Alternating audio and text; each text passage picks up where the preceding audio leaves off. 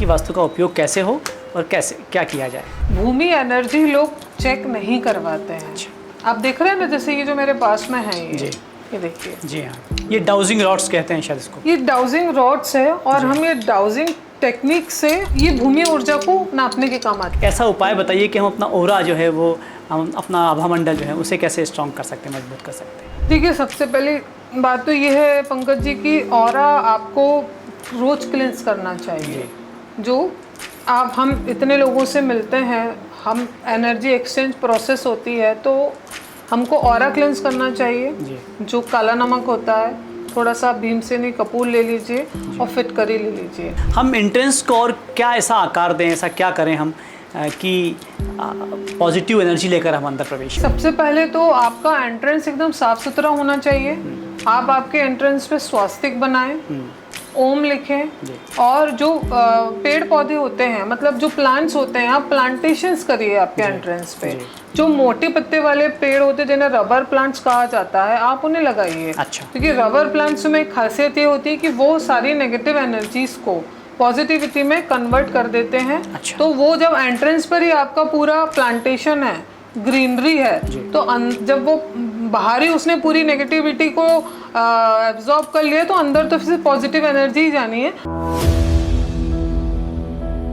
वास्तु शब्द हमने सबने सुना है और हम सब इसका कहीं ना कहीं उपयोग भी करते हैं, लेकिन सबसे बड़ा सवाल ये उठता है कि हम जब वास्तु करते हैं तो क्या इसका प्रभाव होता है, किस तरह से होता है, कब तक होता है। बहुत सारे सवाल हैं जिनका जवाब हमें चाहिए। इस वक्त हमारे साथ में वास्तुविद, astrologer, tarot card reader Ruhi Jain मौजूद हैं, जो बताने जा रही हैं कि वास्तु कैसे काम करता है। रूही जी, मैं सबसे पहले सवाल यही करना चाहता हूँ कि वास्तु का उपयोग बहुत सारे लोग करते हैं। कुछ लोग जानकर करते हैं, कुछ लोग पढ़कर करते हैं, कुछ लोगों ने किसी सुना तो कर लेते हैं, लेकिन अमूमन ये देखा जाता है कि वो कुछ समय तक तो काम करते हैं उस पर, वास्तु पर, लेकिन जब वो रिजल्ट नहीं आते हैं तो फिर वो एस्केप कर जाते हैं, छोड़ देते हैं। तो इस पर मैं चाहता हूँ कि आप ज़रूर बताएं कि वास्तु का उपयोग कैसे हो और कैसे क्या किया जाए। देखिए, वास्तु जो है पंकज जी, पंच तत्वों का बैलेंस है हमारे घरों में और हमारी लाइफ में। बिल्कुल। और बहुत अभी वास्तु काफ़ी प्रचलन में आ चुका है। बहुत लोग जो हैं वो वास्तु करवाते हैं, वास्तु मानते हैं, और मानना भी चाहिए। बिल्कुल। क्योंकि आपके घर की जो एनर्जीज हैं वो प्रॉपर रहें, आपको उसके सकारात्मक रिजल्ट मिले और आपके घर में शांति बनी रहे।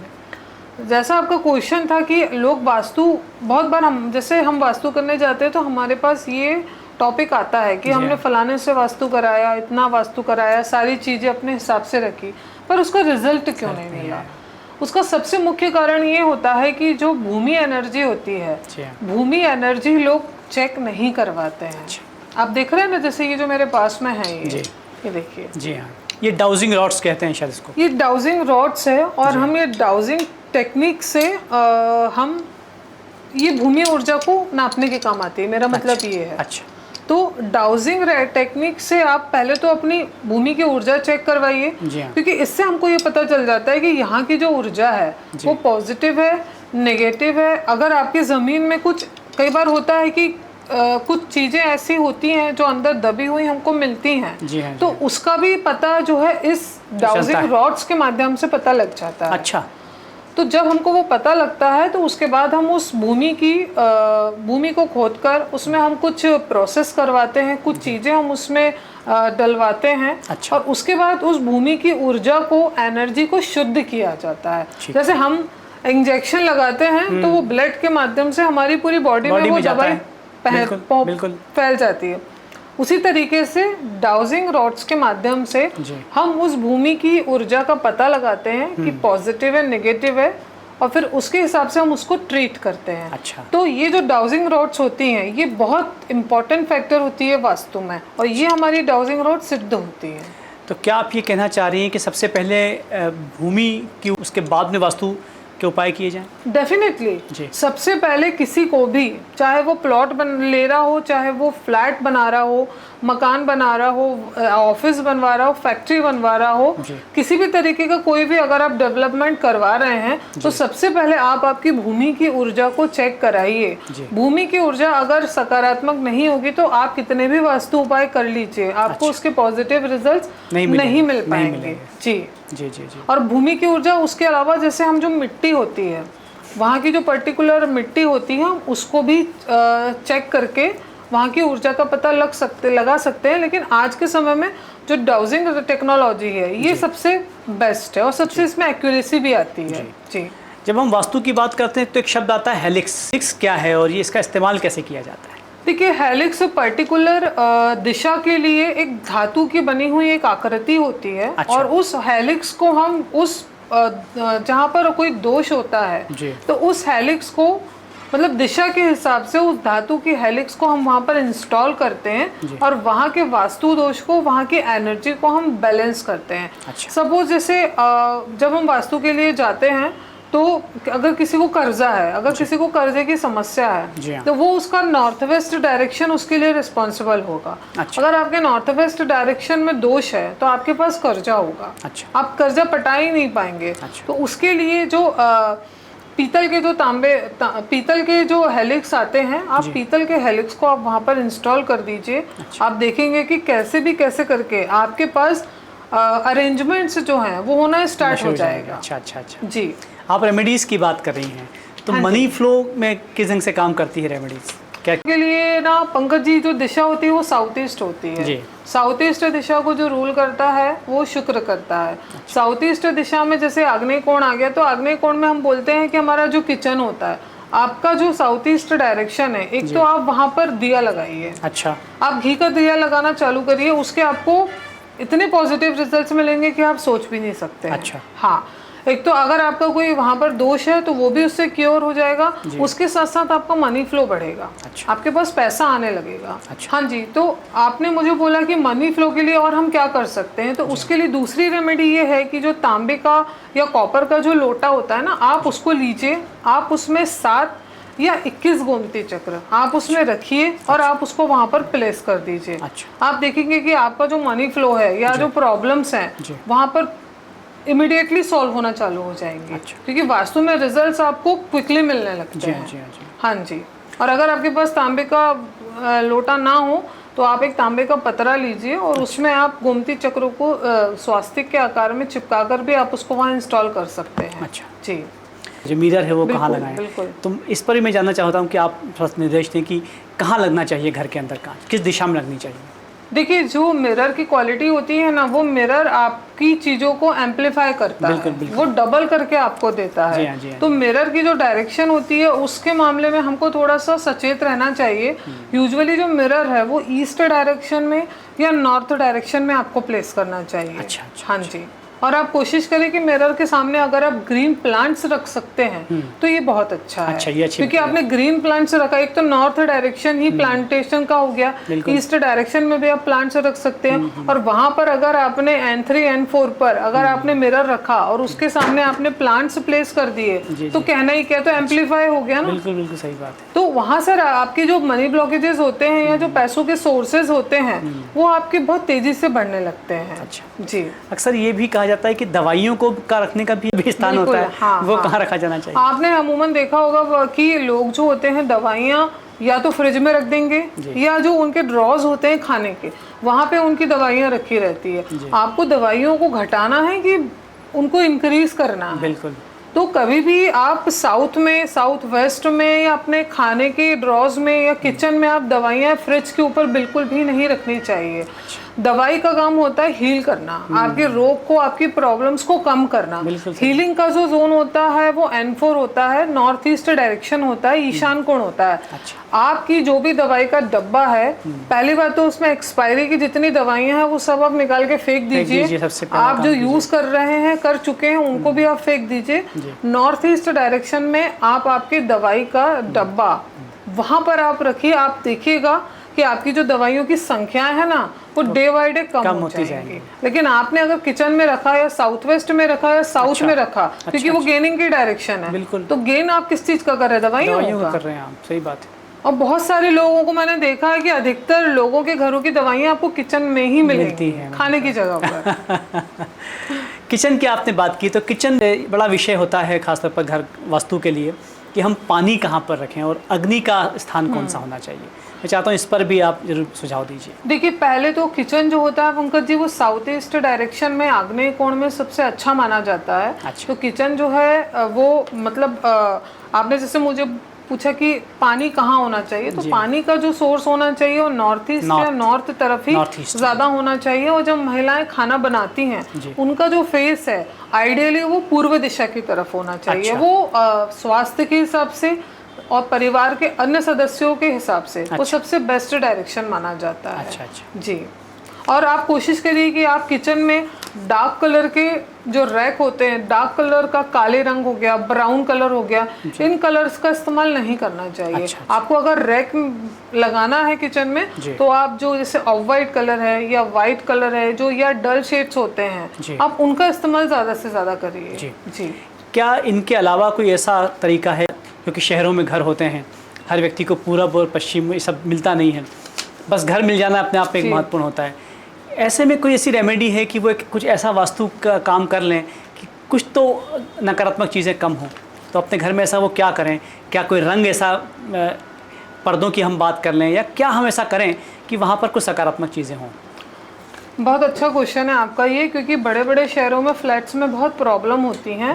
देखिए क्या होता है, जैसे अभी तो लोग बहुत अवेयर हो गए हैं, लेकिन उसके बाद भी अगर आपने घर बनाया है और अगर आपने वास्तु नहीं करवाया है, एक छोटी सी आपको प्रोसेस बताती हूँ। आपके घर का जो एंट्रेंस है, आपके घर की जो चौखट है, आप उस चौखट पे पहली बात तो जो गाय का गोबर होता है, आप थोड़ा सा गाय का गोबर ले लीजिए, गोमती चक्र आप ले लीजिए, पूजा सुपारी ले लीजिए, हल्दी ले लीजिए, और जो कॉपर की तार आती है या कॉपर के जो पिरामिड्स होते हैं आप उसको ले लीजिए। और इन सारी चीज़ों को आप थोड़ा सा पीली सरसों, सफ़ेद सरसों भी आप उसमें ले सकते हैं। इन सारी चीज़ों को इकट्ठा करके थोड़ा गंगा जल डाल के आप उस भूमि को शुद्ध कर लीजिए और वहाँ पर एक भीमसेनी कपूर आप जला दीजिए। जब वो पूरा जल जाए उसके बाद में एक अच्छे मुहूर्त में, एक अच्छी तिथि में आप ये सारी सामग्रियों को वहाँ पर अंदर दबा दीजिए। उससे आपकी भूमि शुद्धि भी हो गई और इसमें जो चीज़ें हैं वो चीज़ें आपके घर के एंट्रेंस को बहुत पॉजिटिव बना देंगी और ये आप इन चीज़ों का इस्तेमाल आप कहीं पर भी कर सकते हैं। जी, खास करके अगर एंट्रेंस आपकी ईस्ट हो, नॉर्थ हो तो बहुत ही अच्छा माना जाता है वास्तु में। जी, मान लीजिए कि आप वास्तु के 2 व्यक्ति हैं जो 100% उसका पूरा पालन कर रहे हैं, लेकिन एक व्यक्ति है जो मन वचन कर्म से बड़ा शुद्ध है, एक व्यक्ति उस तरह विशुद्ध है। दोनों में से किसको ज़्यादा प्रभाव दिखाई देगा? क्योंकि दोनों वास्तु के काम आप जो निर्देश दिए वो सब कर रहे हैं, लेकिन किसको प्रभाव ज़्यादा होगा?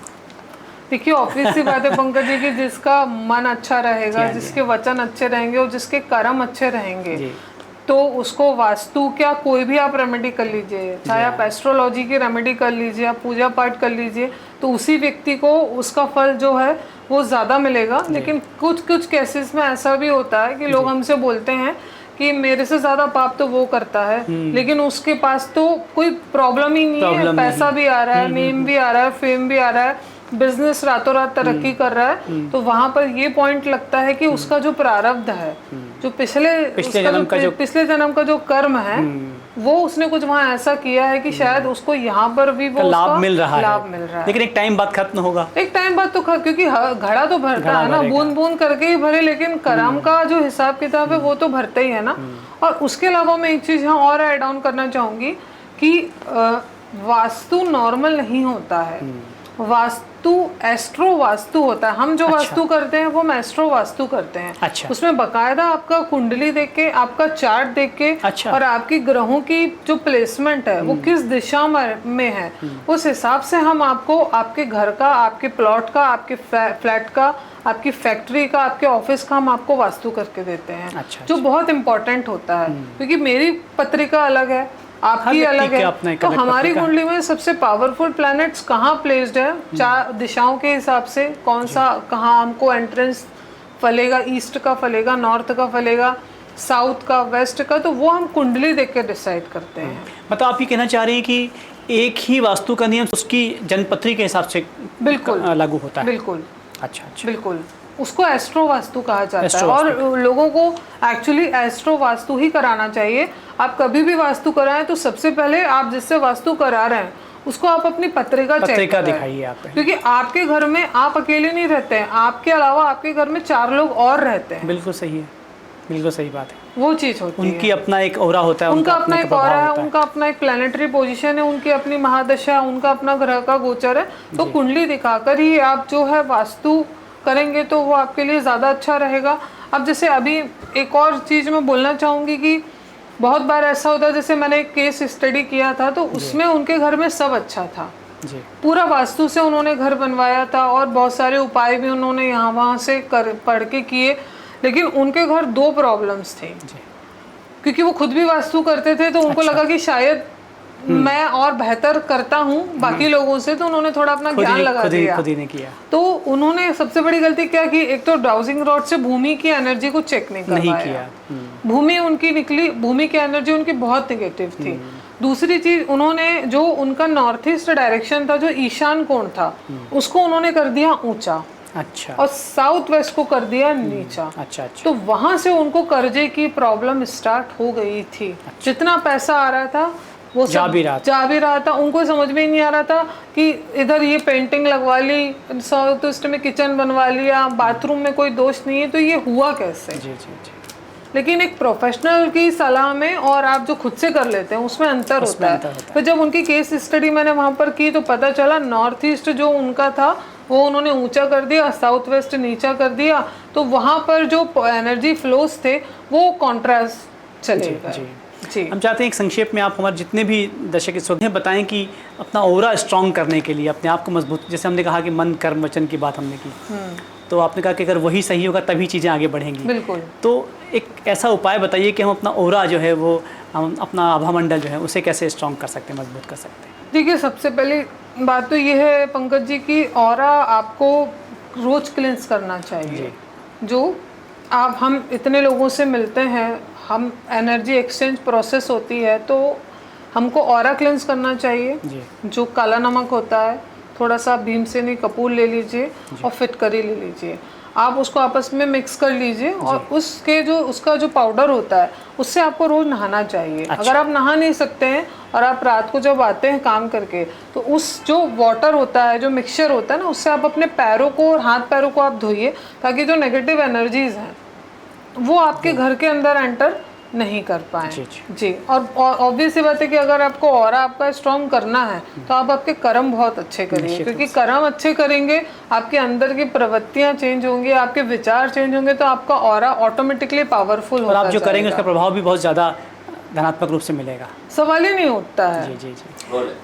रोहित जी, हम कई लोग हैं जो वास्तु के खूब उपाय करते हैं, खूब सारे उपाय भी वो अपनाते रहते हैं, बावजूद उसके उनका स्वभाव में वो चीज़ दिखाई नहीं देती, मतलब वो चिड़चिड़ापन उनके अंदर रहता है, डिप्रेशन भी रहता है। इसके लिए क्या उपाय हो सकता है, क्या कारण है इसका? देखिए, क्या होता है ना पंकज जी, आज के समय में है ना, जैसे हम जब किसी के यहाँ वास्तु करने के लिए जाते हैं तो बहुत बार मैंने ये चीज़ देखी है, या हम किसी के घर भी जाते हैं, नॉर्मली रिलेटिव्स या फ्रेंड्स लोगों के घर के, मैंने ये चीज़ देखी है कि जो बाहर की चप्पल होती है ना, वो सीधे लेके घर के अंदर आ जाते हैं। जो हमारे फुटवेयर्स होते हैं वो शनि को रिप्रेजेंट करते हैं। बिल्कुल। आप एक तो वैसे भारी पैर लेके शनि लेके घर के अंदर आ गए, आप आए, आपके गेस्ट आए, आपने वहाँ बैठे, आप बातचीत करें और उसके बाद आप चले गए, लेकिन आपके जूते चप्पल में वो जो नेगेटिव एनर्जीज है, नेगेटिव चीजें, गंदी चीजें जो घर में आई थी, वो आपके घर पे रह गई। और हर एक ऑब्जेक्ट की एक एनर्जी होती है, वो जो गंदगी है वो अपना प्रभाव दिखाना चालू करती है। उसके कारण आपके घर में आप देखिएगा चिड़चिड़ापन, तनाव, लड़ाई झगड़े, टेंशन या डिप्रेशन में इंसान चला जाता है, बीमारियां बढ़ने लगती हैं। तो मेरा ये सजेशन है कि आप लोग बाहर के जो जूते चप्पल होते हैं, आप उनको, आपका नियम बनाइए कि आप बाहर ही उतार के आइए। आप उसको किसी भी सूरत में, चाहे आपके मेहमान आए या कोई भी आए, आप कितना ही वास्तु का उपाय कर लीजिए, कितना हेलिक्स लगा लीजिए, कितना भी आप रत्न जमीन में डाल दीजिए भूमि की ऊर्जा को बढ़ाने के लिए, लेकिन इतना करने के बाद भी जो चीज़ आपके हाथ में है और आप नहीं कर रहे हैं, तो फिर आपको उसका कैसे पॉजिटिव रिजल्ट मिलेगा। तो जूते चप्पल जो होता है वो आप लोगों को बाहर ही उतार के आना चाहिए, ये एक रूल बना लीजिए। और ऐसा नहीं है, जब मैं बॉम्बे में जाती हूँ या जब हम मैंने ऑफिसेज भी विजिट किए तो वहाँ पर भी उनके रूल्स हैं उनके ऑफिस के कि आप बाहर की जो चप्पल जूते हैं बाहर उतार के आइए, आप अंदर उसको लेके नहीं आ सकते। और ये जो चीज़ है ये अपने घरों में सभी लोगों को फॉलो करना चाहिए। तो आप जो वास्तु के उपाय कर रहे हैं ना, तो उसका आपको बहुत जल्दी रिजल्ट मिलने लगेगा। जी, आपने बताया कि आप घर के बाहर से ही वास्तु शुरू हो जाता है, जूते चप्पल अपने बाहर रखे जाने चाहिए। हम एंट्रेंस को और क्या ऐसा आकार दें, ऐसा क्या करें हम कि पॉजिटिव एनर्जी लेकर हम अंदर प्रवेश करें? देखिए पंकज जी, सबसे पहले तो आपका एंट्रेंस एकदम साफ सुथरा होना चाहिए। आप आपके एंट्रेंस पे स्वास्तिक बनाएं, ओम लिखें, और जो पेड़ पौधे होते हैं, मतलब जो प्लांट्स होते हैं, आप प्लांटेशंस करिए आपके एंट्रेंस पे। जो मोटे पत्ते वाले पेड़ होते हैं जिन्हें रबर प्लांट्स कहा जाता है, आप उन्हें लगाइए। अच्छा। क्योंकि रबर प्लांट्स में एक खासियत ये होती है कि वो सारी नेगेटिव एनर्जीज को पॉजिटिविटी में कन्वर्ट कर देते हैं। अच्छा। तो वो जब एंट्रेंस पर ही आपका पूरा प्लांटेशन है, ग्रीनरी है, तो जब वो बाहर ही उसने पूरी नेगेटिविटी को एब्जॉर्ब कर लिया, तो अंदर तो फिर पॉजिटिव एनर्जी ही जानी है। तो आप आपकी एंट्रेंस पे मोटे पत्ती वाली पौधे जिन्हें हम रबर प्लांट्स बोलते हैं, मनी प्लांट्स होते हैं, आप वो जरूर लगाइए। जी, कुछ लोग घर के अंदर प्लास्टिक के पौधे लगाने का चलन हो गया है खूबसूरत बनाने के लिए, क्या वो किसी तरह गलत है? बिल्कुल गलत है। प्लास्टिक के पौधे तो कभी घर पे रखने ही नहीं चाहिए। अच्छा।